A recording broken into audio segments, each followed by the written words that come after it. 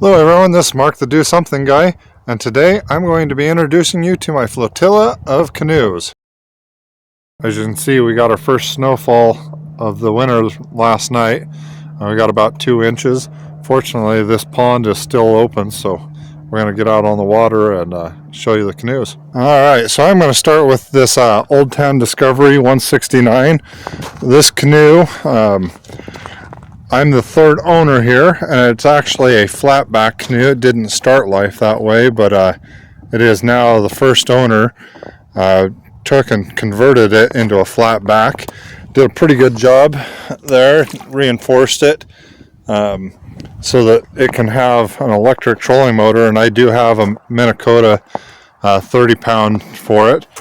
This canoe is a little over 14 feet long, and it is my first canoe and by far the heaviest of them. The Old Town weighs 98 pounds. So I'm out here in the Old Town Discovery.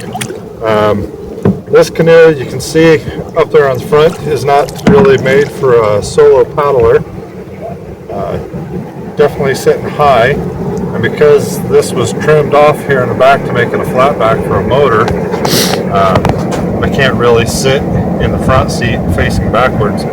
Besides that, the front seat is actually kind of a tractor bucket seat, made to only sit in one direction. So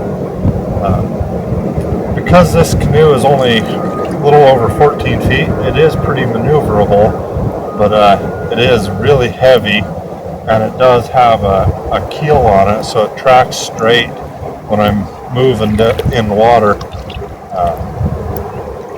When I'm moving down a river or across the lake. So this canoe is used for just family trips where I'm not too concerned about it getting scratched and dinged. Let little kids play in it, and also for fishing trips. That way I can take and put motor here on the back and troll, and I've caught a lot of kokanee out of it. Now, let's get to the next canoe. So this blue canoe here in the middle, this is an Old Town Penobscot. This one weighs 68 pounds. This Penobscot is a 16-foot tandem canoe. Works pretty well in light whitewater up to class 2, 2 plus. I've hit a couple of class 3 waves with it. It's got a little bit of rocker, but not a lot. Very nice canoe, nice and light. This canoe I used to do about 200 miles on the Yellowstone River this summer alone. All right, so here I am out in Old Town Penobscot. This canoe is one that I picked up on Facebook. It had some damages to it.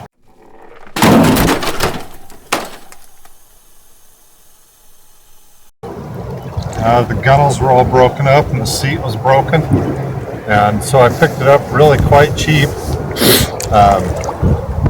and then made the repairs. The repairs that I did on it, I used the skills that I learned building my cedar strip canoe, and I think it turned out pretty well. The gunnels are all new, epoxied, and then covered with varnish so that the epoxy doesn't yellow. This is my tripping canoe. I use it for tandem trips. I did, so far the longest I've done is 4 days out of it on the Yellowstone River. I took my daughter and went with my parents, and we had a right good time. This canoe is pretty well balanced. Right now I'm sitting in the front seat, actually facing backwards. You can see that the front end is just sitting just out of the water a little bit, so when I take and put gear in this canoe, I can front load it and make it nice and level.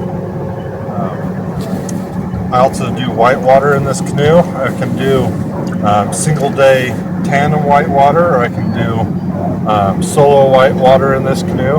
It's a little long for solo, being 16 feet, but it still works nicely.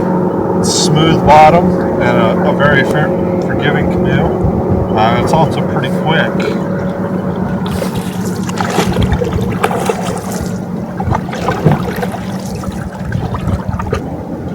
canoe I really enjoy, and it's got a lot of uses for me. Everything from fishing to hunting and just pleasure trips. I'm excited for this next summer because here in the Gem State there's some good whitewater rivers that I'm excited to take this on. Eventually I'll get a spray deck and maybe even some float bags in this canoe so that it's even more outfitted for whitewater. But let's get to the cedar strip. Alright, so here is my pride and joy. This is my 15-foot cedar strip canoe.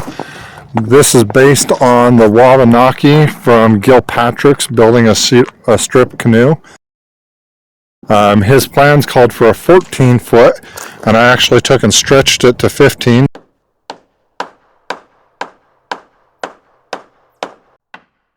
This one is a dedicated solo canoe, weighs 55 pounds.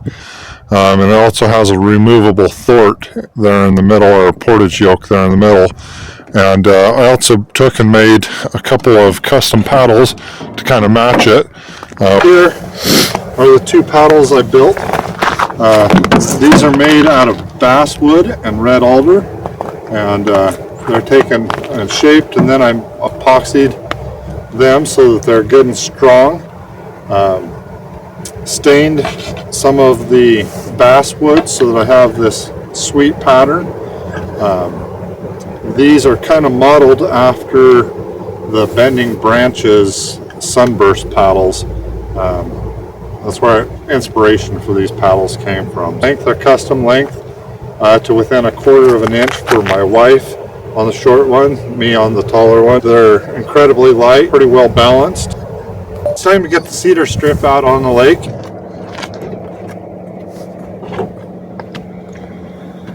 Alright, so we're out on the water here with the cedar strip, and the first thing that I notice after being in the other two versus this one is just how responsive this canoe is.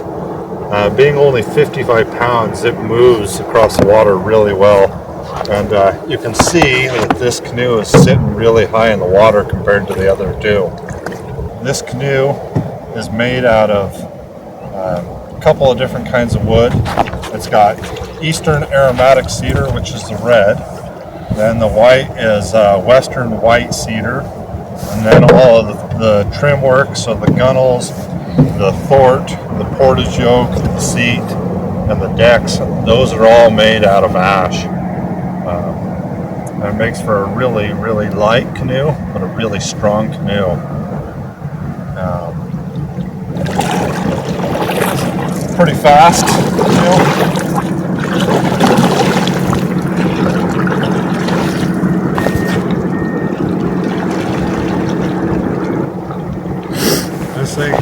This canoe picks up speed incredibly quickly. Anywhere I can take it, this is my preferred canoe. Alright, so that's a brief introduction on the canoes. I hope you enjoyed that. I've got them all loaded up here in the pickup. It's starting to snow, as you can probably see a little bit. Time to head for home, and maybe even get a little bit of hot chocolate when I get there. I'll see you on the next one. Thanks.